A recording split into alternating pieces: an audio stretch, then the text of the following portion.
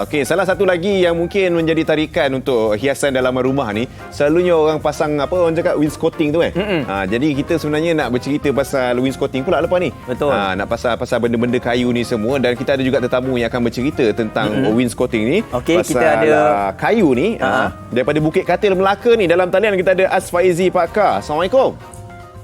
Waalaikumsalam warahmatullahi wabarakatuh. Selamat pagi bang. Ya, selamat pagi. Bang, ni kita nak panggil apa? Asfaizi ke? Abang Faizi ke? Abang As? Panggil Wak je lah senang. Itu nama senang. glamour Wak okey. Panggil Wak dapat harga diskaun lah. Boleh Wak, cerita bos. Wah, nak cerita pasal wainscoting ni awak. Wainscoting ni sekarang kan memang trend selain daripada wallpaper. Tapi kenapa pentingnya ada wainscoting dalam design rumah tu? Dia kalau nak cerita penting, dia sebenarnya dia bergantung kepada bajet dan kita punya decoration rumah tu macam mana lah, style English ataupun Melayu. Atau Melayu tu pun ada pecahan dia sendiri kan, Melayu Melaka, Johor tu kan.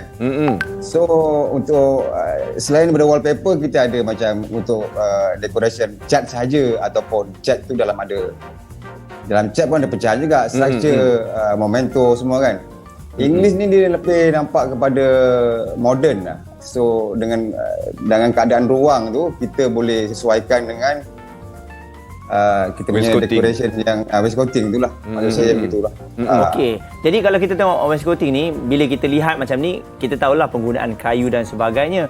Mungkin dari segi perkara pertama yang harus kita fikirkan, adakah saiz, perkiraan penggunaan kayu dan adakah jenis-jenisnya juga sama? Wak. Okey. Secara basic wainscoting ada berbagai. Okey, ada PVC, ada foam, ada cat itu sendiri pun boleh, lining itu pun boleh sebagai wainscoting. Wainscoting tak semestinya kayu, cuma material, bahan yang kita gunakan apa. Kenapa kayu? Sebab dia lebih kemas, dia tahan lama. Dan ibaratnya macam kita menang pakai lah. Ibaratnya kalau kita nak pakai sesuatu memang agak costly, tapi bila dia boleh kita guna untuk satu jangka yang masa lama, pada saya ia murah lah, bukannya sesuatu yang mahal lah pada saya lah.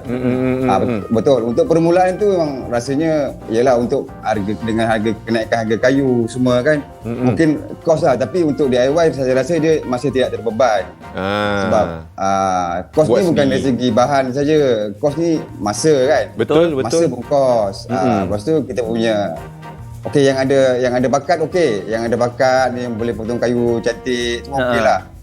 Satu lagi kita punya untuk potong kayu ni pun kalau kita guna gergaji mungkin untuk dapatkan contoh macam ni untuk dia, sebab penyambungan dia 45 degree tau.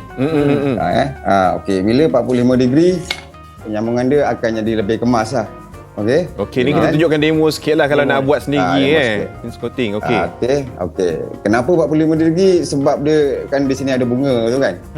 Bunga, setiap kayu ni ada profil bunga dia kan. Untuk mendapatkan cantuman bunga lah. Kalau kita potong tegak, ibarat macam ni, Tak cantik lah, dia tak bertemu bunga lah kan. Dia tak bertemu bunga lah. Wak, ada ke beli kayu dah siap potong macam ni Wak? Dia dah pecah-pecahkan macam ni supaya kita susun senang je. Ini contoh yang saya dah fitting lah. Sebenarnya ini akan ditampal ke dinding lah. Yang saya masukkan tadi ialah sudut di sini lah kan. Sudut penjurunya tu Yes, kekemasan di sini lah penting lah. Kalau still berongga, masih ada peluang lah cakap untuk betulkan keadaan dia. Tak adalah macam boleh betulkan. Amat tu saya cakap kos dari segi ketekunan masa, bukan dari segi kos untuk beli barang saja. Begitulah maksud saya. Nampaknya macam memang akan ambil masa jugalah untuk buat benda ni, dan macam Wak kata, kalau orang yang macam mungkin kurang kemahiran dari segi potong-memotong tu akan jadi macam tak berapa cantik pula nanti Wak betul. Tapi kalau selalunya yang orang pakai dekat rumah, jenis-jenis wainscoting yang macam mana tu Wak? Kebanyakannya kayu je? Kebanyakannya kayu. Popular dia kayu. Sebab kayu ni tahan lama lah. Dan design kayu tu nampak lagi klasik, nampak lagi mewah, nampak lagi neutral lah. Kalau kita bandingkan dengan material lain, contoh PVC, foam je kan. Dia satu lagi, dia punya hayat tu lagi lama lah untuk kayu. Dan design kayu dia tu Wak macam mana Wak? Sorry? Design kayunya tu? Desain kayu sebenarnya dia ada berbagai saiz dan berbagai profil lah. Kalau kita tengok dua kayu ni berbeza tau. Okey. Contoh kayu yang sebelah kanan saya ni agak kecil sedikit, okey? Okey, dan kalau perasan ruang saya pun kecil sekarang ni yang saya duduk sekarang ni kan. So kita jangan guna kayu yang terlalu besar lah. Maksudnya sesuai ruang kecil kita main dengan kayu yang Kecil. agak kecil. Bila terlalu besar dia akan menjadi macam pada saya terlalu besar bonggolan, tidak sesuai lah. Satu lagi jangan terlalu crowded, dia kena simple lah. Contoh macam dinding tu cuma panjang 10 kaki, contohlah kan 10 kaki.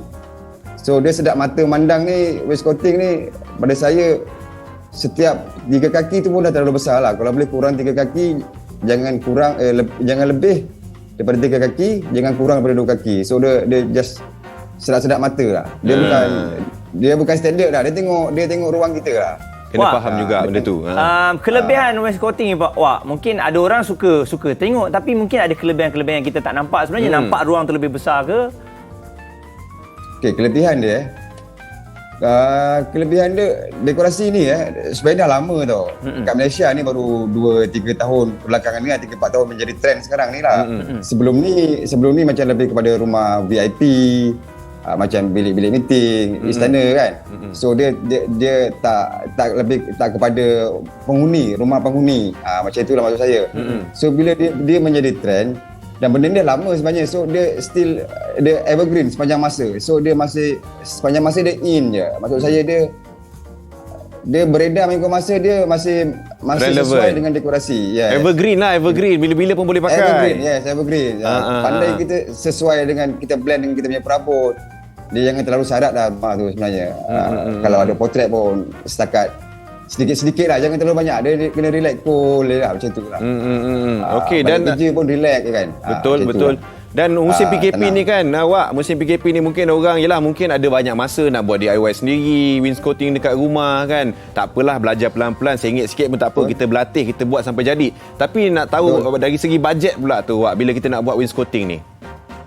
Bajet maksudnya okey, bajet. Saya sarankan kalau kita nak guna bajet, tu saya cakap masuk bajet tu tak terlalu mahal tapi boleh pakai lama. Itu pada saya itu bajet. Itu lagi bagus. Bajet. Okey, jangan beli sekejap tapi pakai maintenance 3-4 kali pun bukan bajet sebenarnya, betul tak? Betul, rugi juga. Cepat rosak lah maksudnya. Betul. Macam itulah maksud saya. Okey. Apa tadi soalannya? Sorry.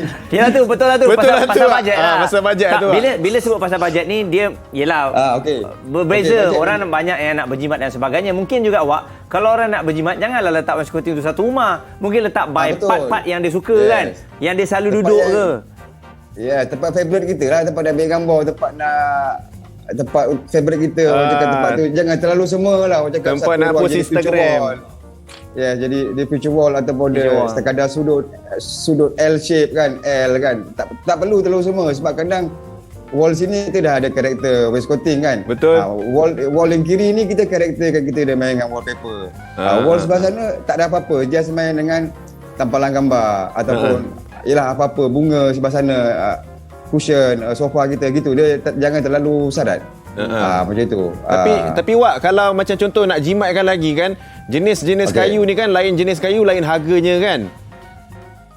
Dia sebenarnya pilihan di pasaran tak banyak jenis kayu.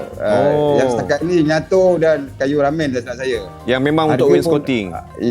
Dia memang special untuk wainscoting. Setakat ni pengeluar saya belum jumpa kayu-kayu yang macam kat balau ke, kayu getah ke, kayu pine ke, tak ada lagi. Sebenarnya kayu dia tak terlalu mahal. Cuma saya cakap kemas kini kerja kena tekun. Dia sebenarnya mampu milik. Harga kalau kita nak upah orang pun harga tu wajar sebenarnya. Dia tak mahal. Faham. Okey. Jadi Wak kan, kalau sekarang ni lah Wak, bila dah tengok ni tiba-tiba rasa nak upah Wak lah, nanti bila dah habis PKP niat tu nak pasang, nak suruh Wak pasang. Macam mana nak kontak Wak ni? Macam mana nak pergi ni? Kontak saya Facebook, Instagram Wak. Jangan bagi kontak nombor telefon, nanti satu Malaysia telefon kan. Aspaezi Pakar. Instagram Aspaezi di Carpenter. Okey, ini Facebooknya Harga kawan-kawan. Al-Faizi Pakar. Okey, kalau Instagram Al-Faizi Carpenter Ya, betul. Alright, terima kasih Wak berkongsi ilmu wainscoting pagi ni dengan kita Wak.